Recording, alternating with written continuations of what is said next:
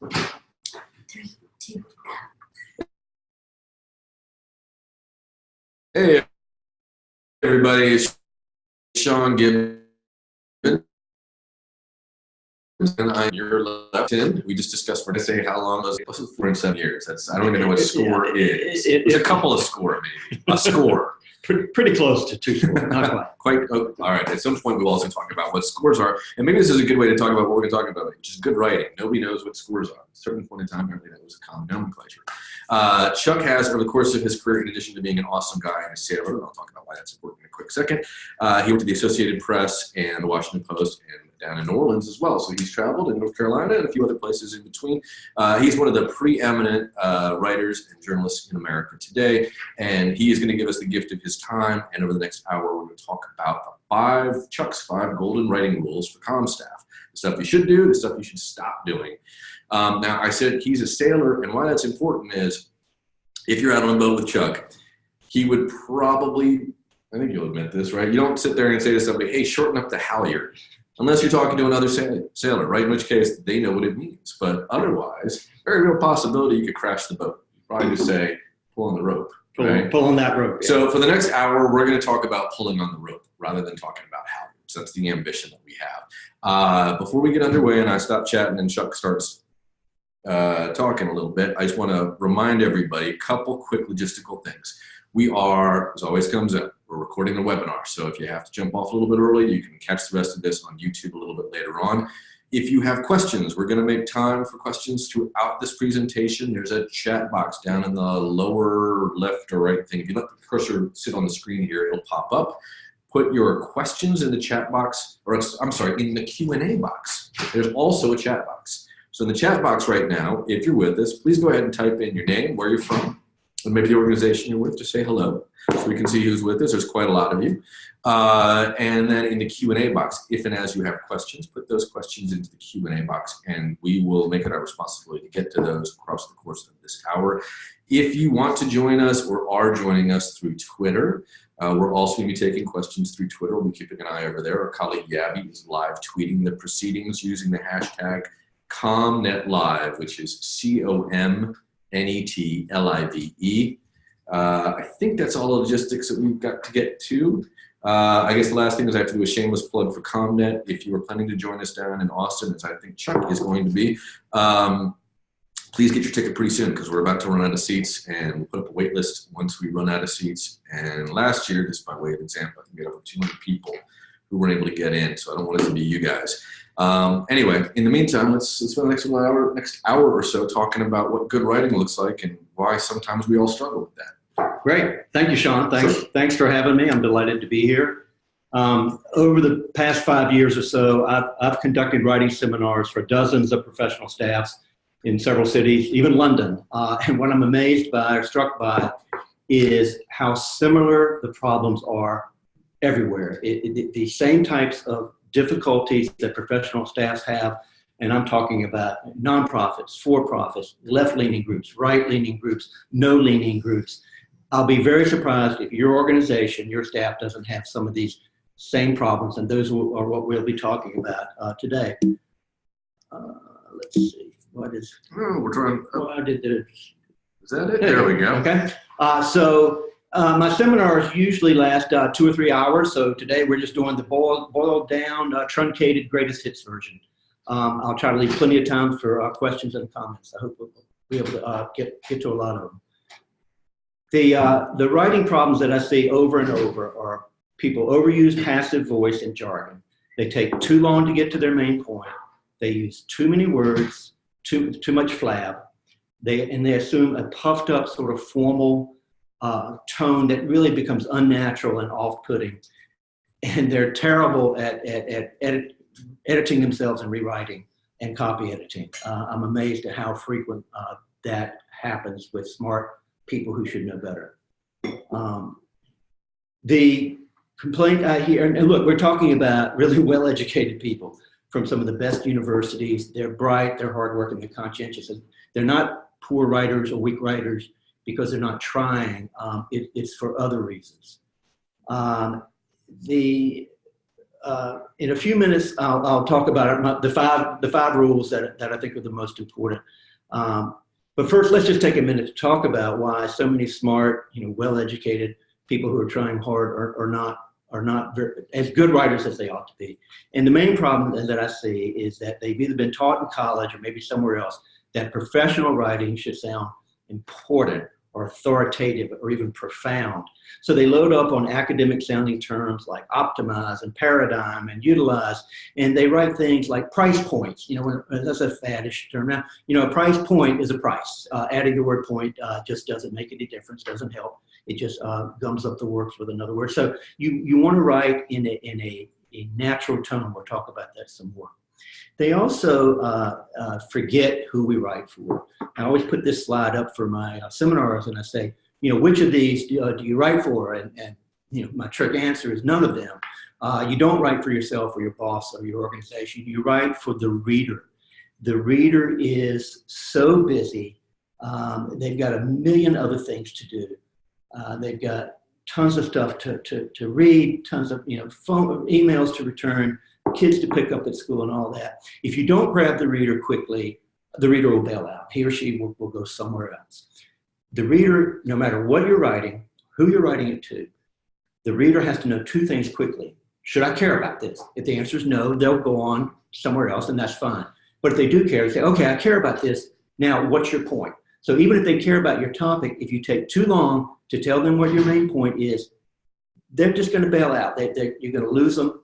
You've got to get to the point quickly, and you can bring the details in the background later. Another problem that makes us weak writers is that we're surrounded by bad influences, insidious influences, I call them. And they're bad English. And a lot of it's on television, a lot of it's on sports broadcasts because they are unscripted. So you hear all this stuff. At this point in time, precipitation is possible. The weather forecasts drive me crazy. They're utilizing the 2-3 zone. So we hear these things, they seep into our brains, and then they seep into our consciousness, and they seep into our writing. Yes. Oh, I was just going to ask a question. So on Insidious Influences, I wonder if maybe it's also all of us as colleagues and peers, right? That we look at somebody else's organization that we admire and we go, well, look how they're writing. Yeah. I got an email from my good friend Barack Obama, I guess about 2 weeks ago. I was out walking my dog, and it was long. And I remember thinking, man, this doesn't sound like Barry. Probably wasn't him writing it, right? Yeah. But my point was, I was irritated by the end of reading this ridiculously long piece that probably was something I might have been interested in. They not only got me at the wrong time, but it was just gallons of words and verbiage to try to get out a pretty simple idea, which was, can you give us $5 for something that I can't remember what the thing was, which was how ineffective it was. What did it leave me with? Barack Obama, who normally I would think of myself as a fan, I loved his book. Yep. I was irritated with him at the end of that. He's a good writer, and so I'm almost positive he did not write that. But you make a good point, Sean. And one thing I tell my classes is, when you see bad writing in your organization, if you possibly can, speak up. I know that's a hard thing for a junior person to do, but without getting yourself fired, you got to say, wait a minute, guys, we can do better than this. Let's take this back. Let's rework it. Let's have really high standards for our writing. And I think that takes gumption, but I urge everybody to do that. Be an advocate for good writing, and be an advocate for your organization to make its standards higher. And maybe it's also being mindful of what you're sharing, because oftentimes, one of the influences we have is people pass stuff around in the office. Hey, read this piece. I thought it was really good. Or look what these folks did. Yeah. And the way it's interpreted is, oh, we should mimic this, or we should do something like this, even if the truth is the writing there isn't that strong, but there's something else that was actually of interest. Yeah, exactly.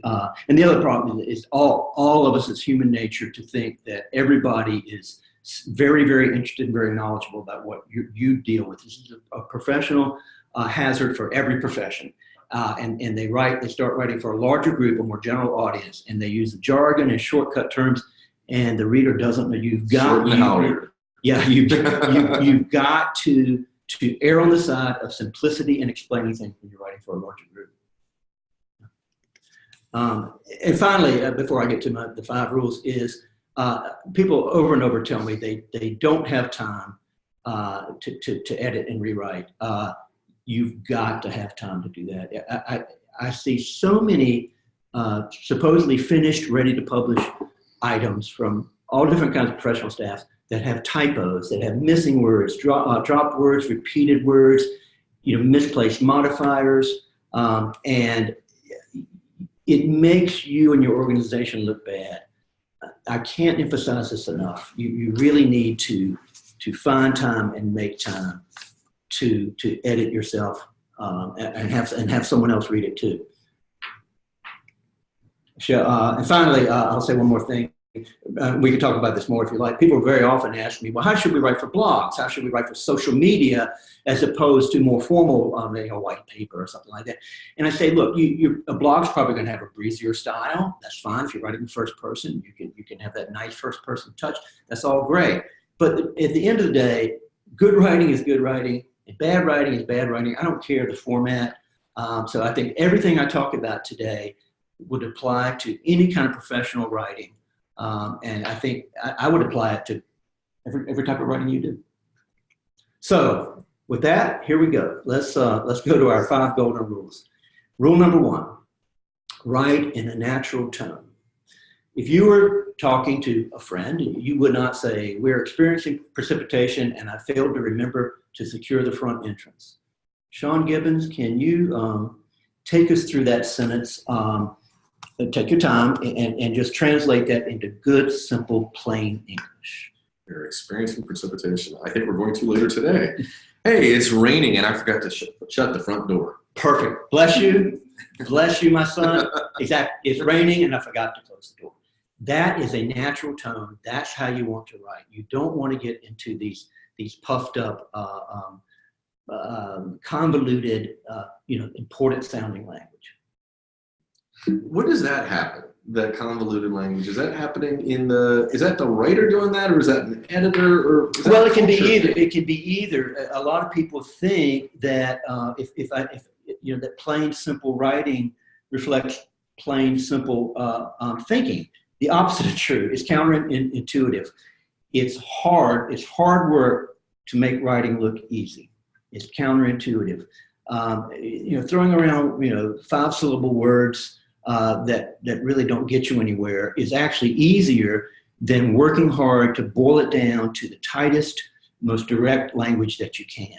So, but I think a lot of it might come from academia. This notion that some professors are very good writers.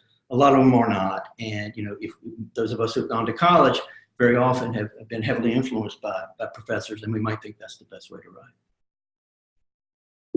Let's see. And again, we have these insidious influences around us. So I love it at the airport. This is your last and final boarding call. Okay, which is it, last or final? But this kind of unnatural nonsense. It seeps into our consciousness and it seeps into our writing. And I urge you to try to be aware of it and realize, what, that doesn't make any sense. I don't care if the lady over the microphone says that, but I am not going to put that into my writing. Take a minute to read this paragraph, which was on a website of a Fortune 500 company.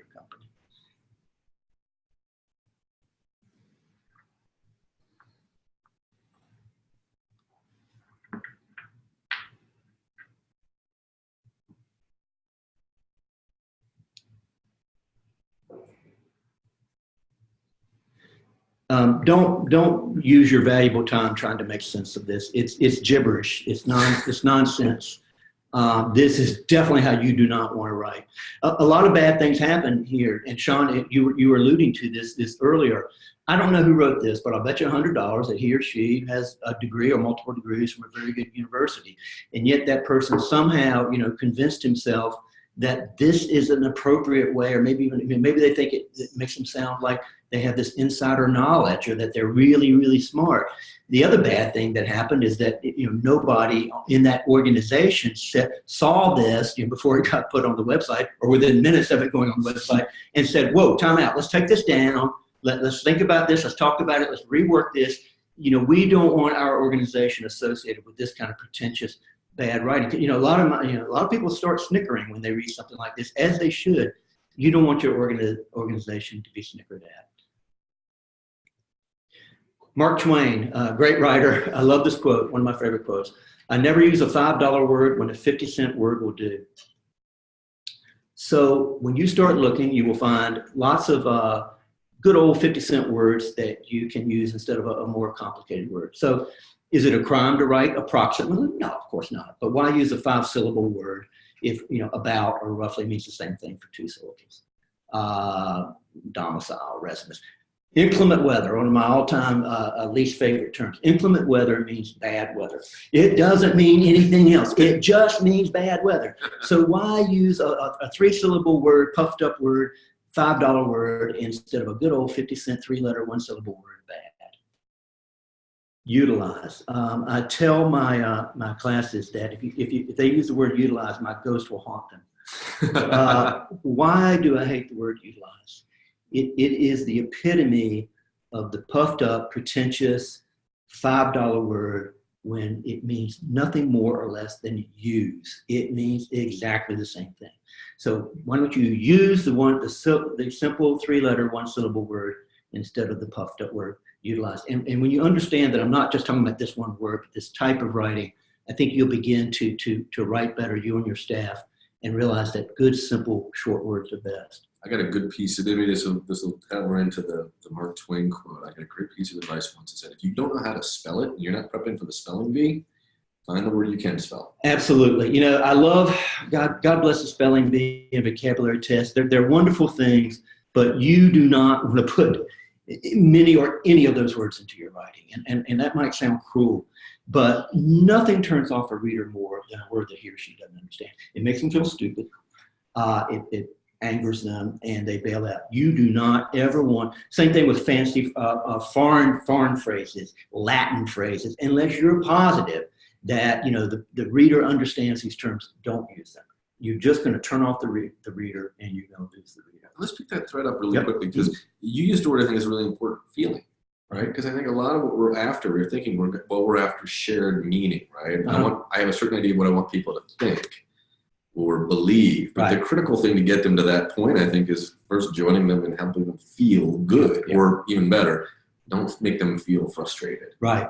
Well, I make it even more elementary than that, Sean, is that to get them to understand what you're writing or care about, you've got to get them to read it first. And if you frustrate them with convoluted words that they don't understand, or with just too much flab, anything that you don't have the luxury of thinking that readers will, well, I'm just going to wait it out. This guy's important, so I'm going to go through this flabby writing and these words I don't understand. 99 times out of 100, that's not going to happen. Unless it's Barack Obama, in which case you'll read to the bottom of the year. I would read it. So if we channel Mark Twain, so look at this first sentence. While residing in Paris, it is my intention to utilize my blah, blah, blah. If you look at the second sentence, every underlined word in that is it's a good old 50-cent word. Those two phrases say the exact same thing. There's not anything in the first sentence that's not in the second. Look how much shorter it is. And it's just good old plain, simple language. That is how you want you and your organization to write. Number 2, write in active voice. Look at these 2 sentences on the right. Which one has more oomph? It is clear, right, that the Allies won World War II. Why does that have more oomph? It's written in active voice. It gets to the point. It puts the actor first. Passive voice puts the actor or the doer of the action after, at the end of, or leaves that person out altogether. And it needs help from a weak helping verb. There often is a form of the verb to be. So you see here, they need, if you're going to say the effort was led by Marty, which is passive voice, you need the help from the weak verb was. Why not say Marty led the effort? It's shorter, it's punchier, you get to the point, and you don't need that weak helping verb. Lots and lots of people and organizations start writing in passive voice and they can't seem to stop. And I'm happy to talk about that more if you like. So if your little boy is excited, he does not run into the kitchen and say, "Mother, the game was won by the Mets." No, he says, "Mom, the Mets won." Why does he talk that way? He doesn't know the difference between active and passive voice, and he doesn't care, nor should he. He talks that way because he's a real human being talking in a real human voice with real human emotion. He automatically defaults to active voice when he does that. And that's how you want to write, with a real human voice and real human emotion. Here in Washington, we hear quite often politicians and their staffs say or write, mistakes were made. Why do they say mistakes were made? Passively, because it hides the doer. You don't have to say who made the mistake. It's Weasley language. Unless you want to be Weasley, you should write in active voice. Do we want to take some questions? Yeah, let's take a question or two. All right. Sharon, and sorry guys, I'm going to lean over here so you can't see me, but hopefully you can hear my voice. Sharon asks, did Chuck say what to use instead of utilize? Because we use that quite a lot in our field. All right, so the word utilize shows up. You should always swap it out for use. U-S-E, one syllable, 3 letters.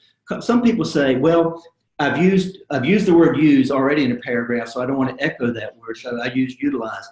I get it. Generally, you don't want to echo words or repeat words close together that are really noticeable, that jump out at you. And you have to kind of use your judgment for that.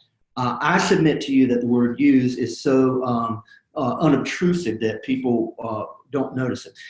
I always ask, when this question comes up, I ask my class, I say, presumably, as you guys read newspaper style writing one way or another, one format or another, raise your hand if you're offended by how often newspapers or newspaper type publications use the term said or says. No one ever raises their hand. And I said that I can promise you that said and says is used throughout those publications, because all journalists are taught use that good neutral term, said or says, and that way you don't write argued or continued or insisted, complained, whatever. And nobody notices it because those words they don't bother you. You read right over them. I think a word like use is that way.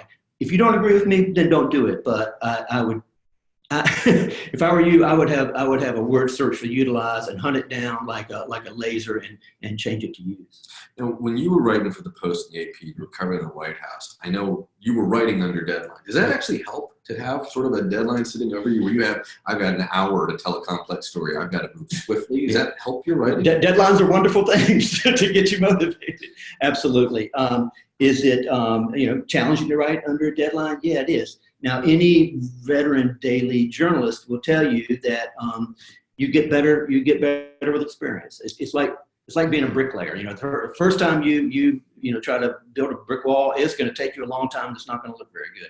But if you do it over and over, day after day, you get much better and much faster. So I realize most of you are not going to be journalists, but you can. If you do, the more you write, the more facile you will become. The better at it you'll become. Another question coming in. This one's from Peter. Okay. And sorry, guys, I'm leaning over to get these. If your audience is scientific and or highly educated, is there still a way to make your writing sound natural while appealing to them? Wonderful question. Bless you, Peter. I get this question a lot. And my response to that is yes. And what you need to do, and I know some of the scientists are not going to like it, and it's going to get against the grain of that profession, if you will. But there's no reason that you cannot write complicated technical issues in plain language. Sure, you'll have to use some of these specific words that are part of the trade, but there's just. One time I edited a book that was written by, all the chapters were written by medical doctors or PhDs who'd been in the U.S. military. I mean, you never saw so much passive voice and so many acronyms in your life. And I changed a lot of those things to active voice. I got rid of a lot of the jargon. And to a person, those people that I edited for appreciated it. They were happy. And it made this book much more accessible to the ordinary reader. So yes, sadly, science is steeped with a lot of bad writing, a lot of passive voice. It's not an excuse. You absolutely can write about science or physics or medicine or anything else in good, straightforward, plain English. Yeah, and I think there's plenty of examples out there, people who get rewarded for doing that, Yeah. Think of Neil deGrasse Tyson, notwithstanding some of the recent allegations. He's become a famous American scientist. Right. Why? Because he speaks in plain English, right? Not too many of us understand quantum mechanics. Right. He does, but he manages to find a way to make it accessible to people. Stephen Hawking, Carl Sagan. Sagan, right. it can be done, and those are perfect examples. Yeah. Okay, we got another one. This is from Sheena. Hopefully I'm pronouncing that properly. I work with a lot of lawyers. How do I convince them to write more naturally when they are so used to writing and talking in legalese, which is, yes, in some language? When they believe that they're using legalese as necessary to be accurate, how do I allay those fears? How do you get lawyers to stop talking like lawyers? Well, you take a baseball bat into the law office and you sneak up behind them and you whack them real hard on the head. God bless you. Lawyers are a really difficult bunch. They are steeped in legalese. If they're writing legal briefs, I think I'd almost just wave the white flag. But if they're going to write for any more, they're again, well, maybe cease and desist. They repeat. Everything is on or about the date of. So it's all the these extra words to make the legal question watertight. But it just gums up the writing. But again, I think you can look to great legal. There are a number of really celebrated legal scholars, whether you like them or not. I defy you to read something that Antonin Scalia wrote and not find yourself laughing at something. Right? Ruth Bader Ginsburg, Louis Brandeis, right? Thurgood Marshall, all of them excellent writers. I mean, they're actually kind of fun to read. Yeah. I wouldn't normally say that about legal briefs, but those are actually fun to read. And people like Barack Obama, was a lawyer and a law professor, a very good writer. There's plenty of them out there. Yeah, unfortunately, the legal profession is, it really is steeped in this kind of language. And all I can tell you is, pick your battles, but try the best you can to convince the lawyers in your office that they don't have to write. And maybe walk around with signs of some of those sort of very well-known and very effective writers from that profession. Yeah. We got another one here? Is that right? Yeah. Okay.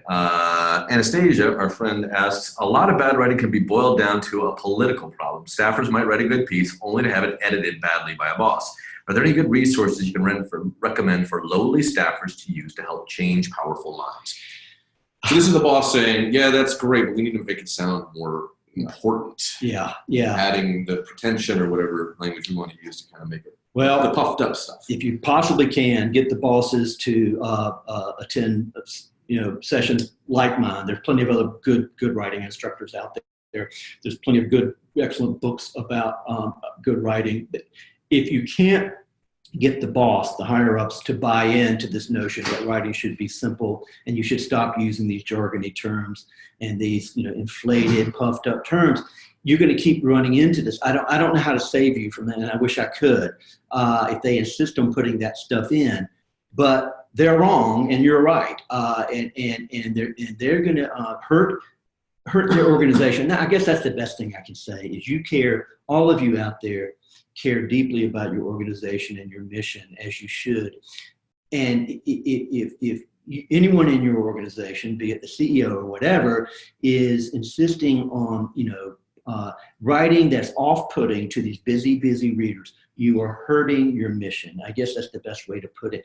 Now, you've got to try to convince them of that. But if you get them to Dreyer's English, which is terrific, Strunk and White, there are any number of Writing Well by William Zinsser, any of these books, they all, look, I'm not inventing anything. There's no real secrets. I'm pulling a lot of this together and bringing some of my own experience to it. All of them will say the things that I'm saying today. They might say it more beautifully than I do. You've got to get the higher ups to buy into that. I think another way to put this is that sometimes the boss thinks we have a brand, a reputation, or this is part of our identity. Yep. And I wonder if one of the things is just putting two pieces of writing from the organization side by side and asking which one of these feels better. Exactly. I would put it to a test. Send a letter to to somebody you care about, or two samples, one with the puffed, the traditional style, and one with the straightforward boiled down. I bet you that person will say, I like the second one better because it was easier and it's shorter and I got the point faster. And there's probably a diplomatic way to say this, but usually bad writing is a function of insecurity. Right? Particularly when it comes to sort of like use of jargon and pretension, trying to make things sound more self-important. Maybe. Some of it's just bad. Again, it's bad habits that we fall into, and we don't really. Oh, we've written it that way for 25 years. Grab that. There's some language over there. I've never thought of writing it any other way. Right. Yeah. Let's see. Our friends at the Bar Foundation, who are writing collectively to us, say, "What's your take on starting a sentence with words like indeed?" Look, my rule about rules is to not have too many rules. My rule is to help the reader. So people ask about semicolons, dashes, starting a sentence with and or but. I'll say, I don't care about any of that if it helps the reader. So I think perfectly fine. I start sentences with indeed sometimes. If it makes a point, you certainly don't want to overdo it, but there's nothing wrong with that. You're trying to, it's going to follow logically that you're going to build on the previous sentence, and you can say, indeed, he tried this 3 times and it never worked or whatever. So it's just a little short, nice 2-syllable word. I have no objection to it. Now, I will say what it conjures up for me when I hear this word, and I love my friends at the Bar Foundation, indeed sounds British to me. It sounds a little bit like a tutor walking around Oxford going, indeed, we shall, and it just has a little bit of pretension to it. That's just how it lands with me. Anything that I say today that doesn't feel right or sound right to you, ignore it. It's your voice, it's your writing. You need to be comfortable with it. If you feel that way, then indeed, do not use that word. Indeed, I will not. There you go. If you don't like starting sentences with but or and, doesn't bother me one bit. But if it bothers you, don't do it. All right, let's take another one. Let's see here. Deirdre asks, any suggestions when developing fact sheets aside from keeping language simple and concise? So developing a fact sheet. This is quick information people need to read. Just visually, bullets are great. Anything that helps the reader. And so if you have a list of things, using bullets is a very nice visual way to help the reader say, oh, these are 7 different points. I get it. So they're not all connected, into one big fat paragraph set off by commas or semicolons. You can break some facts or quotes out in a box. It's a very, lovely way to do things. Keep it short and punchy. And just make it as visually attractive as you can to the reader. Again, make it as accessible and as an inviting to the reader as you can.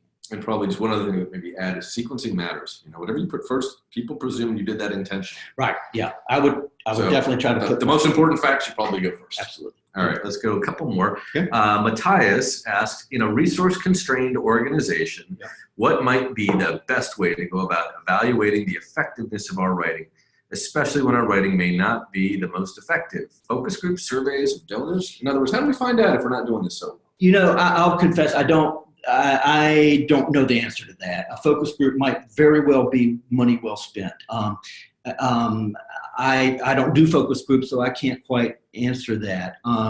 If anecdotally you hear back from people that you've written things to, and you think they've read them and they don't seem to quite understand where you're going or what you're trying to get at, that would at least be an alarm bell to me that something's not working here. But I think maybe a focus group would be a good idea. Yeah. And who could that focus group be? Well, it could be, actually for a focus group, you would want members of your targeted audience. Yeah. That's exactly what you want. Yeah. And then, look, there's, again, I don't do focus groups, but there's a lot of smart people out there that know how to do focus groups. Right. And it can be as simple as, if you don't have the resources to do that, it could be as simple as finding from your email list, for instance, maybe 5-10 people sending them a note saying, hey, we'd love to pick your brain. You'd be amazed how generous people will be with their time if you're asking in a sincere way for some help. Absolutely. Look, if you've got, friends, colleagues in another organization or something, or, that socially, whatever, ask them to read it. One thing I emphasize is always have somebody read behind you. When my children were in high school, and sometimes I'd have them, hey, would you please look at this? They were excellent editors because they're smart, and they would say, Dad, this doesn't make sense. And I would say, well, of course it makes sense. And I realized, well, if it didn't make sense to them, it's not going to make sense to other people. So you might just try to show, samples of your writing to somebody that you trust and just ask for their honest feedback. Yeah. Okay, let's take a couple more here. Pam asks, any thoughts on alternatives to the word ecosystem? This one's a big thorn in my side. So, well, I think if you use the word ecosystem to talk about what are literally ecosystems, and that is part of our natural world and environment, I don't like it's sort of a trendy term when we talk about the ecosystem of child behavior, the ecosystem of federal banks or something like that. You can just say child behavior or federal banks. It is an overused term. There are people love to write in the space of child welfare, whatever. In the space of, I don't know. It seems to me a little pretentious. So I think ecosystem, unless you're talking about plants and bugs and things like that, I would try to avoid it. Yeah, and I think that's one of those cases where that's like a jargony term that's really meant to offer up a concept, right? You're trying to paint a picture with a word, but maybe what you should do is just use the word. Yeah, exactly. It's an academic sounding word, and generally, I read a lot about the population of patients. Well, that's also known as patients. I mean, you could talk about a specific population, but don't add these extra words if you could just say the simple word. All right, a couple more, and then we're going to jump back into this. Ari wants us to keep going. She's like, "What's the next rule, guys?" Okay. ME. I guess we pronounce that me. Says sometimes a convoluted language in marketing material has to do with SEO. This is search engine optimization. Okay. So you use specific terms because you're hoping that the person searching will have used those specific pieces of language to find what they're looking for. Right. And the question is shouldn't we be using these terms in order to get a good SEO result? Search result? Sorry, I should. I guess so. I mean, if those words are BS words, and I would try to avoid them. But I'm not sure I have a problem with that. Whatever gets you results. I'd also ask, how do you know that those words are the words that people are using to search? Because generally when people are searching for stuff, it's because they don't know. Yeah. So they're probably actually not versed in the jargon. That's my own expectation. Like just using Google myself, I never use technical terms. I'm always trying to find words that can paint around what I'm after. All right, why don't we keep moving forward? And I see a lot of questions here, guys. I promise we will get to as many of these as we can. But let's go ahead. Well, I promised you 5, so I'll get you 5. So number 3 is cut every word you can. George Orwell, in his great essay, Politics in the English Language, he gives several writing tips. My favorite one is this. If it's possible to cut a word out, always cut it out. He didn't say sometimes, maybe. He said always cut it out. Years ago, I took that as a personal challenge, and I began really trying to cut everything that I write down and things that I edit. When you start looking, you will be amazed how many words you'll find. So look at sentence 1 here. I was editing a newsletter the other day, and it had this. In the event that you have questions, please visit our website, blah, blah, blah. And I just shortened it to questions. See this. Now, if you think that's too blunt or too rude, you could add please. But if it's too blunt, then don't do it. But it gives you the exact same information. If you look at sentence 2, the first job I had out of college was in an office that compiled a community calendar, among other things. So all these notices would come in. There's a recital this day, a lecture this day, a bake sale. And the woman who ran that section was named Margaret Balcom. And many of the entries, the things she got, had words almost exactly like this. The meeting will be open to the public. There will be no admission charge. It will take place Thursday. Margaret Balcom changed every one of those to Thursday's free public meeting. The exact same amount of information in 1/5 as many words. It is a marvel of economy. I honor her to this day. My point being, when you start looking at and especially these phrases that we've heard so many times, we don't really give them much thought. You start looking, you will find words that you can cut. Seek and ye shall find. So, we hear these terms each and every. Members of the news media, reporters or journalists.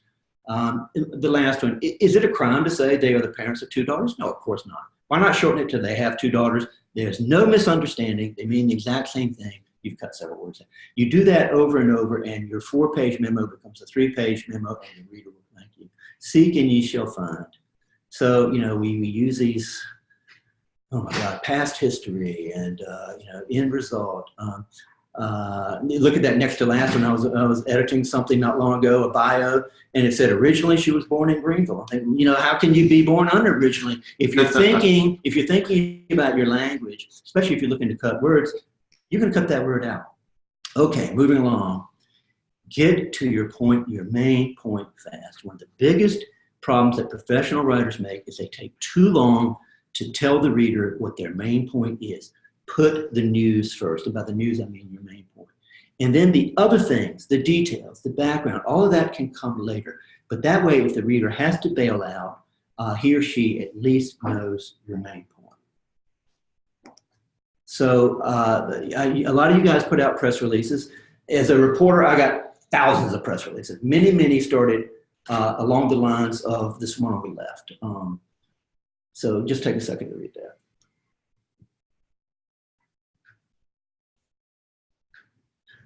Perfectly grammatical. I made this as an example, but see it also. Perfectly grammatical, but it's not news. Okay, you released a report. That ain't news. Look at the one on the right.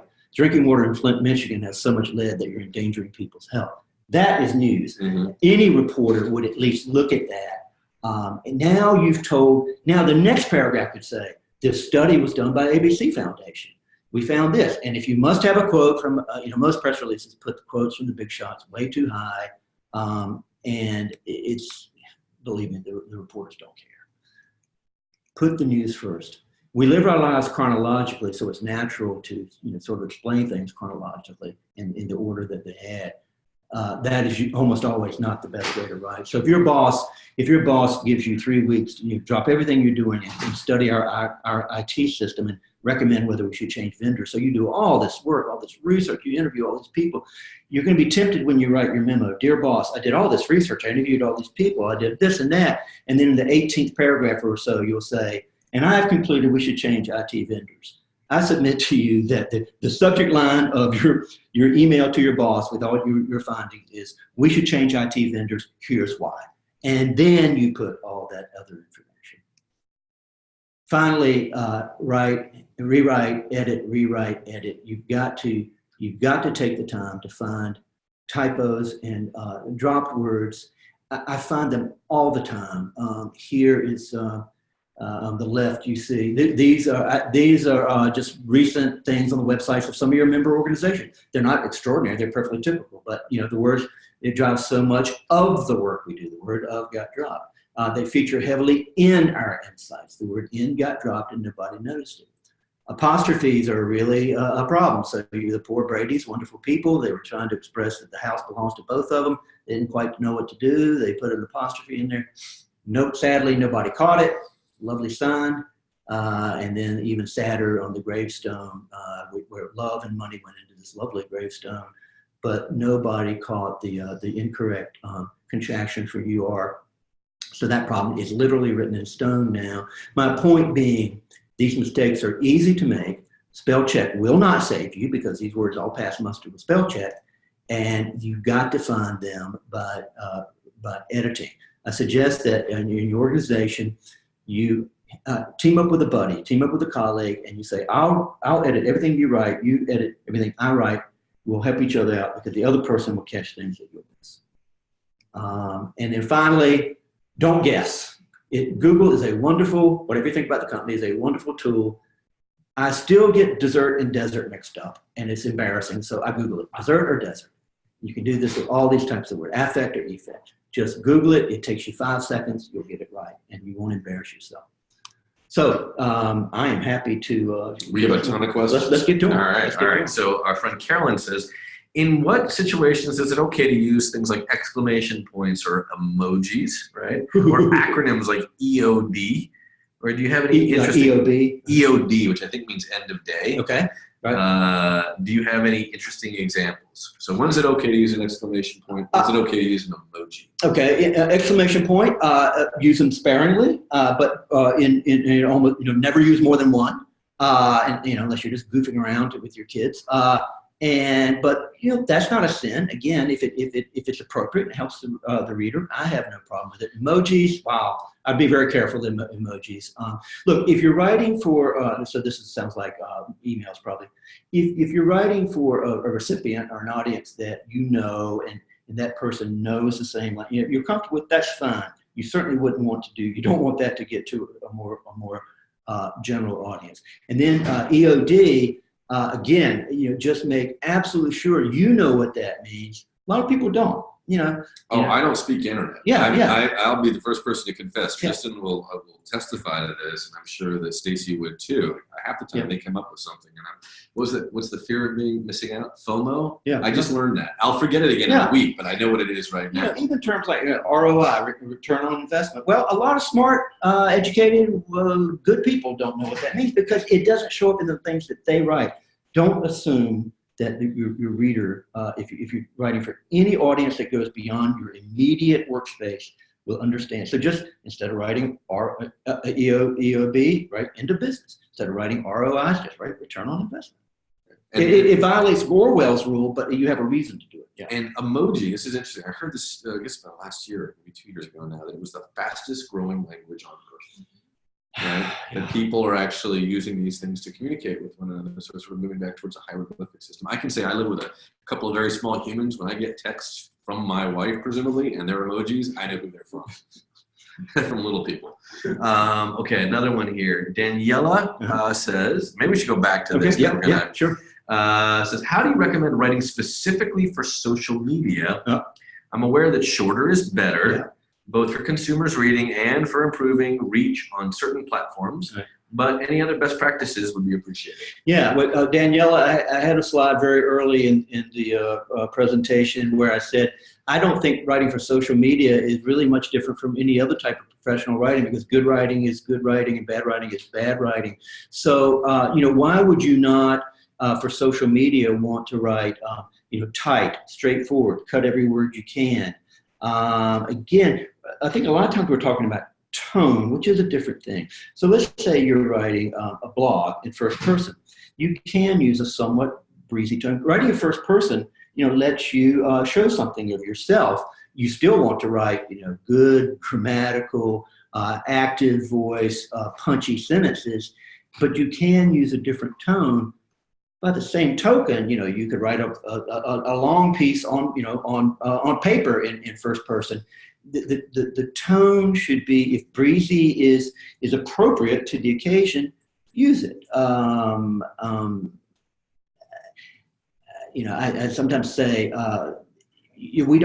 sometimes these rules I'm talking about are meant to be broken if it's appropriate to the occasion. So Lincoln could have started the Gettysburg Address with 87 years ago. Our founders started a new nation. If shorter, it would have. He was a great writer. Believe me, he knew the difference between short and long writing. He knew that for the occasion calls for something a little more grand, and he met that with a brilliant turn of phrase. So it's really what is appropriate to the occasion. By the way, and no one asked for this, but it just made me think of this. Gary Wills wrote a fantastic book that literally unpacks. Yep. Did you ever read this? I did. Gettysburg Address. Yep. So it's like the address is, 150 words or whatever it is, right? And the book's 150 pages. Yes, it is. But I highly recommend reading it. It is fascinating. It is absolutely fascinating. Yep. It's all about sort of where it came from, the language. It came out many years ago. Yeah, thank you very much.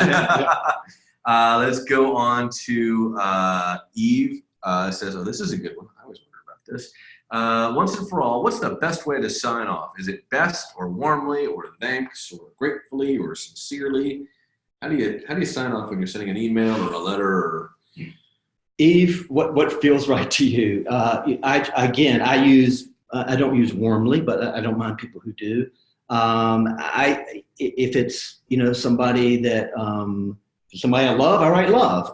If it's I think best is fine. I don't really care. I do like that I'm old fashioned. I kind of believe in salutation, hi Bob or dear Bob. I like that. You can start it with Bob, or you can just start right in, especially if you're, close to Bob and y'all know each other well. But I do like that you're trying to put some warmth into it. But I don't really care. It just doesn't matter to me, whatever feels right to you.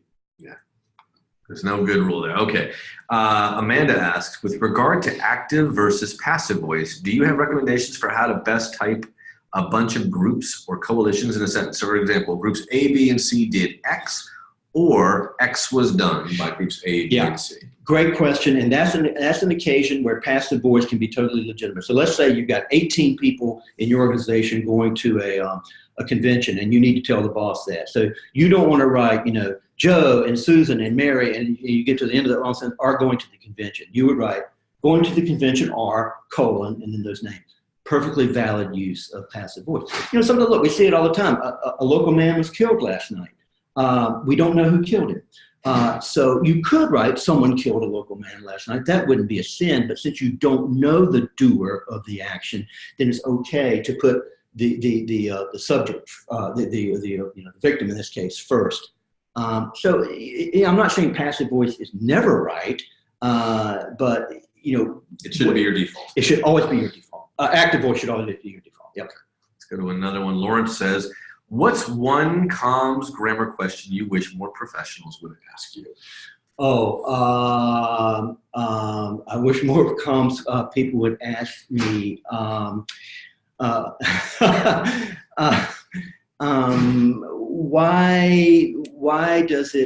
Why do so many people seem not to get the point of what I'm writing? I guess that'd be my. And I would say, let's look at what you're writing, and I'll bet you $100 that one or more of these 5 things that we went through today are part of your problem. And if I had to pick just one, I'd probably pick number 4, that it just takes you too long to get to your own point.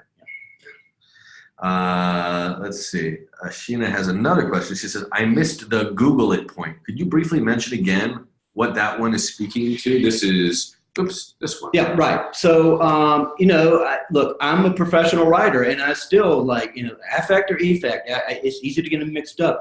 Back in the bad old days, when I was younger, you had to go to a dictionary, look these things up. It was a pain in the butt. It was time consuming.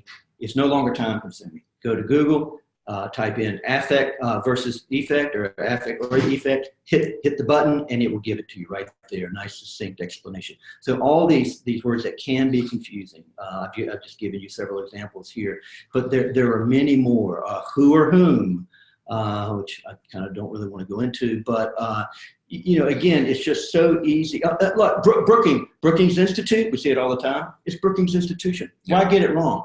It takes you 5 seconds to type in Brookings Institute, and the official site will come up Brookings Institution. Yeah. Why get it wrong? There's no excuse for it. If it took you 15 minutes to find out, I say, okay, I'll let that one go.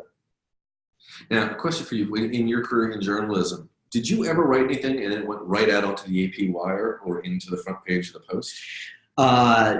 Never at the Post, and I don't think almost always there were one or more editors, sometimes just one. At some of the smaller newspapers I worked at before, they would just get jammed up so much, and sometimes so I learned a long time ago, do not hit the send button unless you think what you've written is letter perfect. I always assumed it's going to go into print exactly the way I sent it. And if you are counting on someone to save you from your mistakes, you're making a mistake. Now, look, I know we get in a hurry sometimes, but I would argue that in many cases, you guys are not in a big hurry, and that you do have time to get these things right. But there's really, why put the onus, why put the burden on someone else to clean up your sloppy writing? You should try to have it letter perfect, to the comma, to the period, to the word, before you hit the send button. Yeah, and I think to your point about having time, when you're at the AP or you're at the Washington Post, frequently, you are filing for the next day's paper or the Wire. Now you're filing right online. now you're filing online. It's boom, boom, boom. Right. TV and radio too. Right. But also the volume of work that you do. And in no way trying to dismiss the work that people are doing in the social sector, but sometimes the work that they do endures a little bit longer. It's the stuff that's going to show up on the website. It's that report that they're going to dine out on for 6 months, so that those words carry a lot more freight. Right. Means you probably need to be a little bit more careful, or you have a luxury of, or you ought to give yourself the luxury of being really careful. Right. Look, have I written things in my career that had mistakes in them? Absolutely. They pain me to this day, but sure, it's going to happen. But you want to keep them to an absolute minimum, and you want to have, you really want to have high standards. Again, if you submit any type of writing to your boss or to an audience, and it has more than just one or two little I'm talking about, a closed parentheses or a closed quote that wasn't there, a dropped word, pretty quickly the reader's going to say, you know what, this person doesn't seem to be a very careful, disciplined writer. I wonder if this person's a careful, disciplined thinker or policymaker or whatever. You don't want that to happen. A couple more questions here. Let's go to Daniela. Particularly for a fast turnaround, what do you recommend is the minimum number of drafts before publication? Well, I don't think there's any a minimum. Absolute minimum would be 2, and by that, you would go through it a minimum of 1 time. Again, if you write a lot, you become better at it. You become better at first draft. And I'm an experienced writer.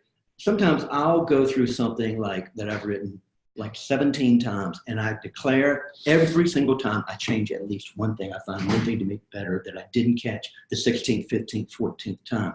So I would say, try to go through it. You go through it yourself, at least 3 times, and then try to be sure to have that backup person, your buddy at work. It can be, someone at your home, a friend, buy them a beer, ask them to read it. If there's something they don't understand, or there's a word missing, they might very well catch it. Your brain fills in these dropped words because you've written it so many times. Their brain won't fill in that word, and they're more apt to catch it. Writing by committee. Oh, God help you! Don't do it. Look, right. The more hands, ideally, the best number of hands on anything written are 2 people: the writer and the editor. When you start getting, writing by committee, it almost always makes the writing worse. I would, try to have your organization buy into the idea that writing by committee almost always produces flabbier, worse writing, and try to, just try to get them not to do it. One other thing I'd say quickly is in some of your larger organizations, I would strongly consider hiring a copy editor. You could probably hire someone part-time. He or she would probably work from their home most of the time. You probably wouldn't have to pay them a ton of money, and there's really good people out there. It would be money well spent. I just can't believe how many organizations I go into and I see final work products from them that just have too many mistakes. I'm reminded of Sarah Hurwitz, who was Michelle Obama's speechwriter for the president as well in the White House. She was with us in Miami. And one of the disciplines that they had in the White House that she shared was that they clearly designated who had the pen. Yeah. And what they meant when they said, I have the pen, it was lots of people, as you might imagine in the White House, lots of people want to contribute an idea, right? Or want to make sure some piece of information is included, and there's a particular reason or goal behind that. But the way that information gets packaged and conveyed is by the person with the pen. Absolutely. At newspapers like the Washington Post, the computer system is set up so that the only 2 people who can make a change in a particular article are the reporter who's writing it and the editor who's assigned to edit it. So the managing editor, anybody else might say, I think we should do this or that. They can give that advice, but only those 2 people can actually make the changes. So there's a difference between seeking advice and editing, which is maybe one of the writing by committee challenges that people run into. What you're really looking for is advice or making sure you didn't make a mistake, but not necessarily asking for wordsmithing. A smart leader of an organization will value good writers and good editors, and he or she will say, look, here's the main message I want to get out, but I want my really professional, talented speechwriter, op-ed writer, internal writer, best editor to do that. And that's their job. And I'm going to leave them alone because I got a lot of other things. I got to go raise money or whatever. They don't raise money for me. I don't nickel and dime them on the writing because I trust them. Gotcha. A couple more here. Sarah, from Colorado, says, we know a lot of the rules of grammar and syntax in the English language were created by white men and are still used as a way to exert power over other groups. Can you comment on how all the things are changing and how you might be loosening your ideas of what's right to adapt? Well, I don't want to get in a big argument. I mean,